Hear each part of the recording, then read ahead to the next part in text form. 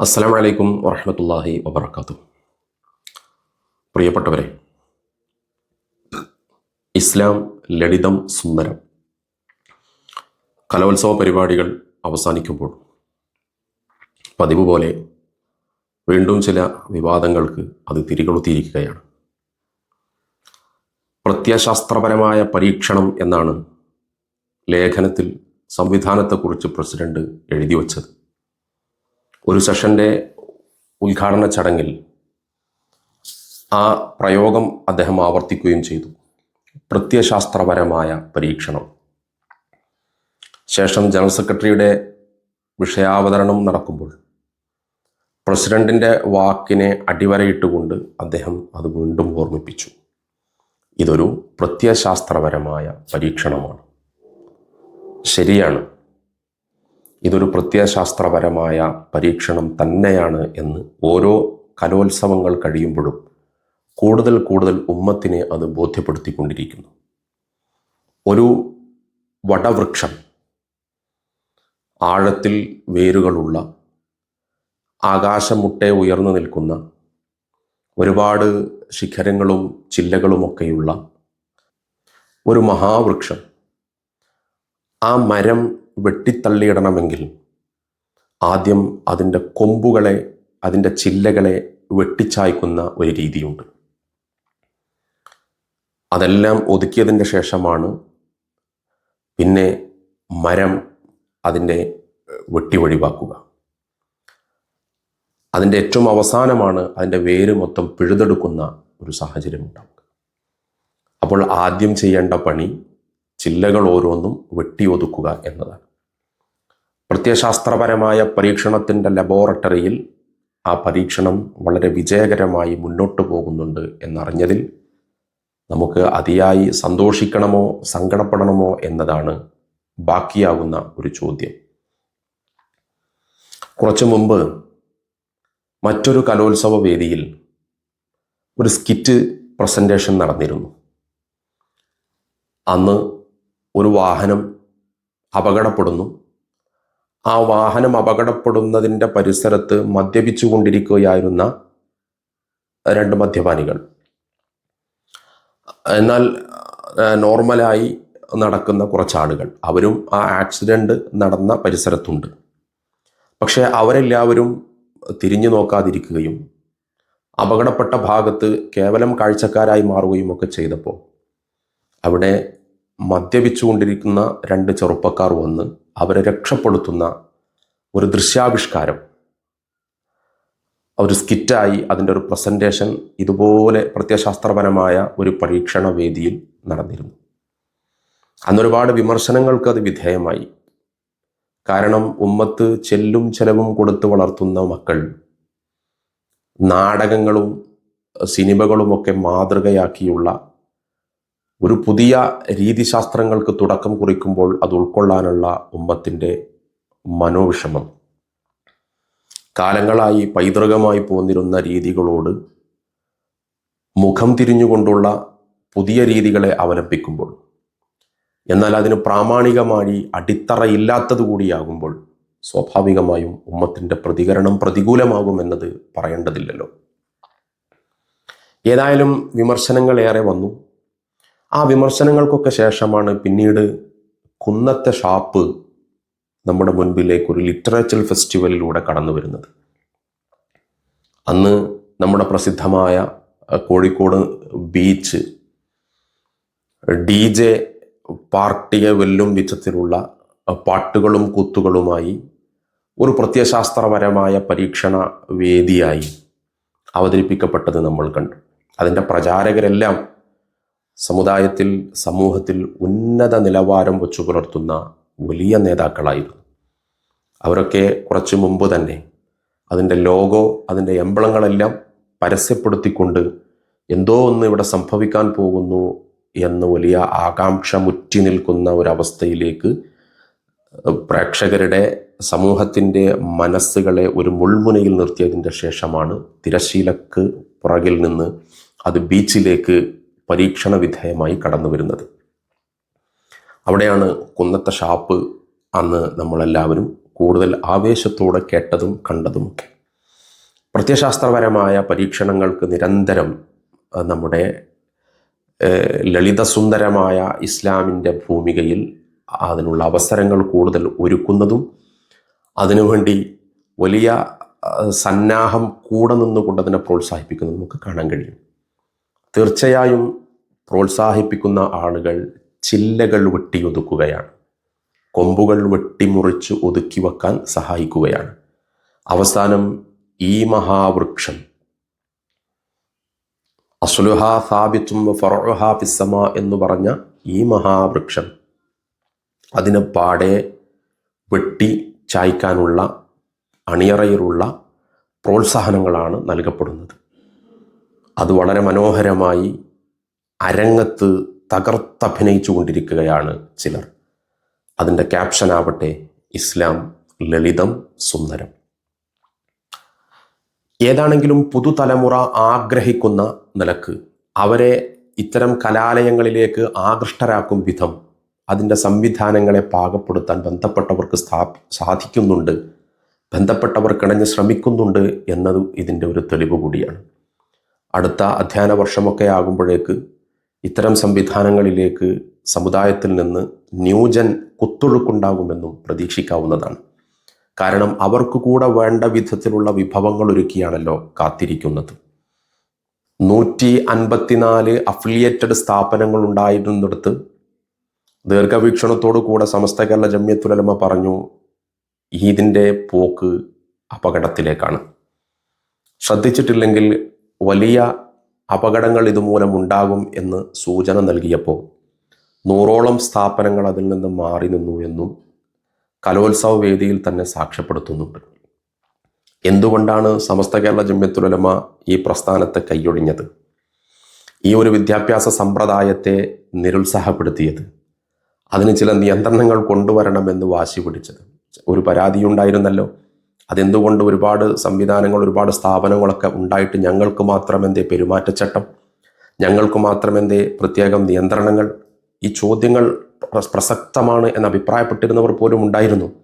അവർക്കൊക്കെ കൃത്യമായ വ്യക്തമായ ഉചിതവും യുക്തവുമായ മറുപടിയായിരുന്നു ഇപ്പോൾ കഴിഞ്ഞ ഈ കലോത്സവ വേദി. അവിടെ ഉദാഹരിക്കപ്പെട്ടത് ഖലീഫ അബൂബക്കർ സിദ്ദീഖ് റളിയല്ലാഹുവിൻ്റെ ഭരണകാലത്ത് സയ്യിദ് ഉമർ റളിയല്ലാഹു അൻഹുവിനുള്ള സ്വാധീനം പറയുകയാണ്. ഭരണകർത്താവ് ഒരാളാണെങ്കിലും അംഗീകരിക്കപ്പെടേണ്ട ചില സാമൂഹിക വ്യവസ്ഥിതികൾ അംഗീകാരം നൽകിയിട്ടുള്ള ചില വ്യക്തികൾക്ക് ഭരണാധികാരിയുടെ തീരുമാനത്തെയും മറികടക്കാനുള്ള സ്വാതന്ത്ര്യം ഇസ്ലാമിലുണ്ട് എന്ന് പറഞ്ഞു വെക്കുകയാണ്. എന്ന് വെച്ചാൽ സമസ്ത കേരള ജംഇയ്യത്തുൽ ഉലമ ഒരു വിഷയത്തിൽ നിലപാടെടുത്ത് സമുദായത്തോട് പറഞ്ഞാൽ പോലും രാഷ്ട്രീയക്കാർ വന്നത് തിരുത്തിയാൽ അത് തിരുത്തണം എന്നുള്ളിടത്തേക്ക് പിന്നെ അങ്ങനെ പേടിപ്പിച്ച് നിർത്താൻ ഒരു പുതിയ നരേഷൻ അവിടെ കൊണ്ടുവരികയാണ്. പുതിയൊരു നരേഷൻ, ജനങ്ങൾക്കിടയിൽ സ്വാധീനവും അംഗീകാരവും ഒക്കെയുള്ള വ്യക്തികൾ വന്ന് പണ്ഡിതന്മാരെ തിരുത്തിയാൽ പോലും, അവരാണല്ലോ ഉമ്മത്തിൻ്റെ ഭരണകാര്യങ്ങൾ, മതകാര്യങ്ങൾ, ശരീഅത്തിൻ്റെ വിഷയങ്ങളൊക്കെ കൈകാര്യം ചെയ്യുന്ന വിഭാഗം, അവരെ തിരുത്താൻ സാമൂഹിക വ്യവസ്ഥയിൽ കൂടുതൽ അംഗീകാരമുള്ളവരും സ്വാധീനമുള്ളവരും എന്ന് പറയപ്പെടുന്നവർ ശ്രമിച്ചാൽ അതിന് കീഴൊതുങ്ങി കൊടുക്കണം എന്ന നല്ല ഒരു വളരെ മനോഹരമായ, ലളിതമായി, വളരെ സുന്ദരമായി തങ്ങളുടെ ഒരു അജണ്ട അതിൻ്റെ ഉള്ളിലൂടെ ഒളിച്ചു കടത്തുന്നതും നമുക്ക് കാണാൻ കഴിയും. മാത്രമല്ല അതിൽ ഉമർ ഇബ്നുൽ ഖത്താബ് റളിയല്ലാഹു അൻഹുവിനെ ഉദാഹരിക്കുന്നിടത്ത് മുസൽസൽ ഉമർ എന്ന് പറയുന്ന ഒരു ദൃശ്യാവിഷ്കാര പരമ്പര ഒരുപാട് എപ്പിസോഡുകളായി സംപ്രേഷണം ചെയ്യപ്പെട്ടിട്ടുള്ള 4 വർഷങ്ങൾക്ക് മുൻപ്, എന്നാൽ പോലും മില്യൺ കണക്കിന് ആളുകൾ കണ്ടിട്ടുള്ള ഉമർ ഇബ്നുൽ ഖത്താബ് റളിയല്ലാഹു അൻഹുവിൻ്റെ ജീവിതത്തെ ആധാരമാക്കി നിർമ്മിച്ച ഒരു പിക്ചർ, ആ സീരിയൽ, ആ സീരീസ്, ആ പരമ്പര, അതിൽ നിന്നൊരു ഏടെടുത്തുകൊണ്ടാണ് ഉമർ ഇബ്നുൽ ഖത്താബ് റളിയല്ലാഹു അൻഹുവിനെ ഉദാഹരിക്കുന്നത്. ഇതൊക്കെ ഒരു പുതിയ വ്യതിയാനം എന്ന നിലക്ക് തന്നെ ഒരു ട്രോളോടുകൂടി അവതരിപ്പിക്കപ്പെടുമ്പോൾ നേരത്തെ പറഞ്ഞ സ്കിറ്റും നേരത്തെ പറഞ്ഞ കുന്നത്തെ ഷാപ്പുമൊക്കെ നമ്മുടെ മനസ്സിലേക്ക് വരണം. മാത്രമല്ല ആടുജീവിതം മലയാളത്തിൽ നിന്ന് അറബിയിലേക്ക് ഭാഷാന്തരം നടത്തിയ ഒരു സുഹൃത്ത്, അദ്ദേഹം അതുമായി ബന്ധപ്പെട്ട ചില സംസാരങ്ങളൊക്കെ നടക്കുമ്പോൾ സിനിമകളെ, ദൃശ്യാവിഷ്കാരങ്ങളെ കൂടുതൽ പ്രോത്സാഹിപ്പിക്കണമെന്ന് അഭിപ്രായപ്പെടുന്നുണ്ട്. എല്ലാം ഈ പ്രത്യയശാസ്ത്രപരമായ പരീക്ഷണ വേദിയിൽ നിർമ്മിക്കപ്പെട്ട ആ ഒരു ലബോറട്ടറിയിൽ നിന്ന് തന്നെ വന്ന പ്രൊഡക്റ്റുകളാണ്. അവർ കാലേ കൂട്ടി ഈ അഭിപ്രായങ്ങളൊക്കെ പങ്കുവച്ചിരുന്നു. ആ അഭിപ്രായങ്ങൾ ഒന്നുകൂടെ അരക്കെട്ട് ഉറപ്പിക്കുന്ന നിലക്ക്, ഔദ്യോഗികമായി അംഗീകാരം നൽകുന്ന നിലക്കുള്ള സംസാരങ്ങളാണ് കലോത്സവ വേദികളിൽ നിന്ന് പുറത്തു വന്നിട്ടുള്ളത്. അതുകൊണ്ട് ഇനി അഫിലിയേറ്റഡ് സ്ഥാപനങ്ങൾ വർദ്ധിക്കും. കൂടുതൽ ന്യൂജൻ മക്കളെ ആ സംവിധാനത്തിലേക്ക് ആകർഷിക്കപ്പെടും. അവർക്ക് കൂടുതൽ സിനിമകളിലൂടെ, സീരിയലുകളിലൂടെ, നാടകങ്ങളിലൂടെയൊക്കെ അവരവരുടെ കഴിവുകൾ ദീനി ദഅവ മേഖലയിൽ പ്രകടിപ്പിക്കാനുള്ള കൂടുതൽ അവസരങ്ങൾ ഉണ്ടാകും. അതോടൊപ്പം കർമ്മശാസ്ത്ര കിതാബുകളെയൊക്കെ ഇന്നത്തെ സമൂഹം ആഗ്രഹിക്കുന്ന നിലക്ക്, പരിചയത്തിലുള്ള ഒരു സഹോദരൻ, അദ്ദേഹത്തിന് ബാങ്ക് ബാലൻസ് ഒരുപാടുണ്ട് എന്നാണ് അറിയാൻ കഴിഞ്ഞത്. അതിൻ്റെ പലിശ വന്ന് കിടക്കുന്നുണ്ട്. അപ്പോൾ ചില ആളുകളൊക്കെ പലിശപ്പണം ഉപയോഗിക്കാനുള്ള പഴുതുകൾ അന്വേഷിച്ച് നടക്കുമ്പോൾ ഇദ്ദേഹത്തെയും ചിലരൊക്കെ സമീപിച്ചു. അനുവദനീയമാക്കപ്പെടുന്ന തരത്തിലുള്ള ചില ലൂപ്പ് ഹോളുകൾ ഉപയോഗിക്കുന്ന ഒരു രീതിയുണ്ടല്ലോ, അതിനുവേണ്ടി സമീപിച്ചപ്പോൾ അദ്ദേഹം അത് തൻ്റെ വീടിൻ്റെ മതിൽ നിർമ്മാണത്തിന് എങ്ങനെ ഉപയോഗപ്പെടുത്താം എന്നുള്ളിടത്ത് റിസർച്ച് നടത്തിക്കൊണ്ടിരിക്കുകയാണ്. അങ്ങനെയുള്ള ആളുകൾ തങ്ങളുടെ ബാങ്ക് ബാലൻസിൻ്റെ ഇൻട്രസ്റ്റായി ബാങ്കിൽ വന്ന് കിടക്കുന്ന പൈസകൾ, അതുപോലെ ലൈഫ് ഇൻഷുറൻസ് അടക്കമുള്ള, ഹെൽത്ത് ഇൻഷുറൻസ് അടക്കമുള്ള കാര്യങ്ങൾക്ക് അനുവദനീയമായ നിലക്കുള്ള ഹലാലാക്കുന്ന മസാലകൾ തിരഞ്ഞു നടക്കുന്നവർക്കെല്ലാം പ്രത്യയശാസ്ത്രപരമായ പരീക്ഷണത്തിൻ്റെ ഈ വേദികളിൽ നിന്ന് അവർക്ക് ഉതകും വിധത്തിലുള്ള നല്ല തീരുമാനങ്ങളും അഭിപ്രായങ്ങളും ഫത്വകളുമൊക്കെ ലഭ്യമാക്കാനുതകും വിധം വളരെ വിശാലമായ, ലളിതസുന്ദരമായ ഒരു പരീക്ഷണ വേദിയാണ് ഇവിടെ ഒരുങ്ങിക്കൊണ്ടിരിക്കുന്നത്. അത് കൂടുതൽ ഉമ്മത്തിന് ബോധ്യപ്പെടുത്തും വിധത്തിൽ അങ്ങനെ ഒരു പരിപാടി അവിടെ അവസാനിച്ചു. പിന്നെ എന്തോ ഒന്നിനു വേണ്ടിയുള്ള ഒരു നീട്ടി എറിയൽ എന്നൊക്കെ നമ്മൾ പറയുന്നത് പോലെ ജൂത ക്രൈസ്തവ കുടുംബത്തിൽപ്പെട്ട സ്ത്രീകളെ വിവാഹം ചെയ്യുന്നതുമായി ബന്ധപ്പെട്ട മസ്അലകളും പുറത്തു വന്നു തുടങ്ങി. ചില നിബന്ധനകൾക്കൊക്കെ വിധേയമായി മുൻകാലങ്ങളിൽ അഹ്ലു കിതാബിനെ കല്യാണം കഴിക്കാനുള്ള അവസരം നൽകപ്പെട്ടിരുന്നിടത്തു നിന്ന് നിബന്ധനകൾക്ക് വിധേയരായ അഹ്ലു കിതാബിനെ കിട്ടാൻ തിരിയിട്ട് തെരഞ്ഞാൽ പോലും കിട്ടാനില്ലാത്ത ഒരു കാലത്ത് ജീവിക്കുമ്പോൾ സയ്യിദന ഈസാ അലൈഹി സ്വലാത്തു വസ്സലാമിൻ്റെ ഏകദേശം 500 വർഷക്കാലങ്ങൾക്ക് ശേഷമാണ് മുഹമ്മദ് നബി സല്ലല്ലാഹു അലൈഹി വസല്ലം തങ്ങൾ വരുന്നത്. അവിടുന്ന് വന്ന് ഏകദേശം 1500 വർഷക്കാലത്തോളം ഇവിടെ ആകാൻ പോകുന്ന നേരത്ത് ഈ ദൈർഘ്യമേറിയ 2000 വർഷങ്ങൾക്കിടയിൽ നിന്ന് ഈ അഹ്ലു കിതാബിൻ്റെ നിബന്ധനയൊത്ത പാരമ്പര്യങ്ങൾ പിന്തുടർന്നു പോരുന്ന ആളുകളെ കണ്ടെത്തി വിവാഹം കഴിക്കുക എന്നുള്ളതൊക്കെ വളരെ സങ്കീർണത നിറഞ്ഞൊരു വിഷയമായിരുന്നിട്ട് പോലും അതൊക്കെ ചർച്ചയിലേക്ക് കൊണ്ടുവന്ന് പുതിയ ഒരു സംസ്കാരം കൂടെ ഇവിടെ രൂപപ്പെടുത്തുകയാണ്. ഇനി മുസ്ലിം ചെറുപ്പക്കാർക്ക് ജൂത ക്രൈസ്തവ സഹോദരിമാർ ലവ് മാരേജുകളെ ഒക്കെ അംഗീകരിക്കുന്ന ആ തലത്തിലേക്ക് ഇനി ലിവിങ് ടുഗദറിന് വേണ്ടിയിട്ടുള്ള ചില ചർച്ചകളാണ് ഇനി നമുക്ക് വരാൻ പോകുന്നത്. അത് അനുവദിക്കപ്പെടുന്നിടത്ത്, കാരണം വിദേശ രാജ്യങ്ങളിലൊക്കെ പോയി പഠിക്കാനും ജോലിക്കുമൊക്കെ പോകുന്ന ആളുകൾക്ക് അവിടെ മുത്തഅത്തിൻ്റെ വിവാഹം നമുക്ക് ഇനി ഹലാലായി വരുന്നത് എപ്പോഴാണ് എന്നുള്ളത് നമുക്ക് പറയാൻ കഴിയില്ല. ഏതായാലും ലിവിങ് ടുഗദറൊക്കെ അനുവദനീയമാക്കുന്ന ഒരു തലത്തിലേക്ക് ഈ പരീക്ഷണ വേദിയിൽ നമുക്കിനിയും ഒരുപാട് പ്രതീക്ഷകളുണ്ട്.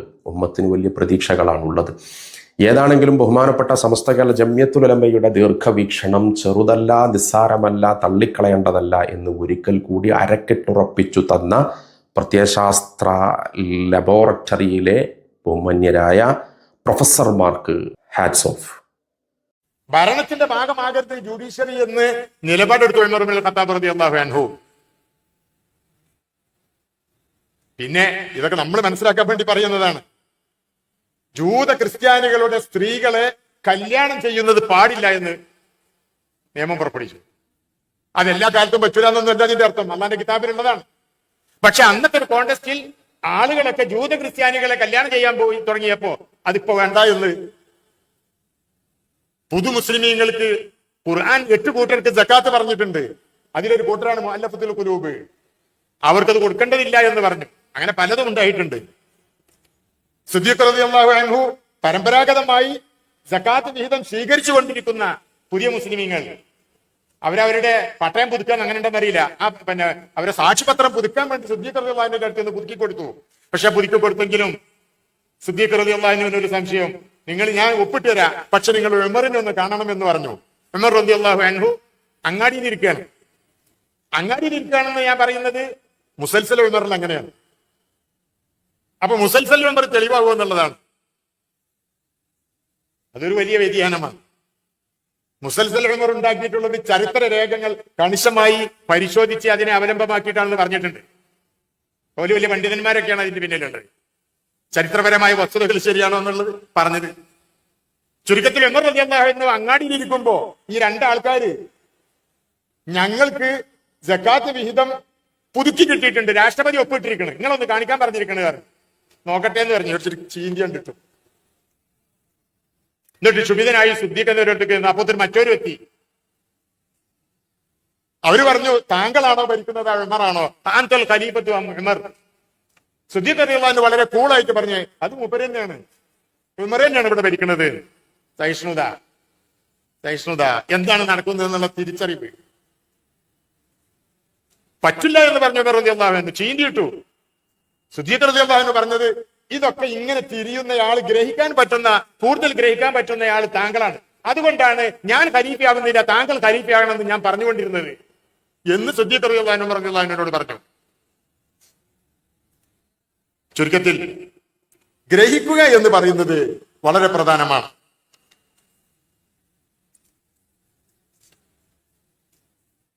മറ്റു ചില കാര്യങ്ങൾ ഒരധികം സമയമില്ലാത്തത് കൊണ്ട് ഇത് ചേരുംപടി ചേർത്ത് പറയാൻ സമയമില്ല.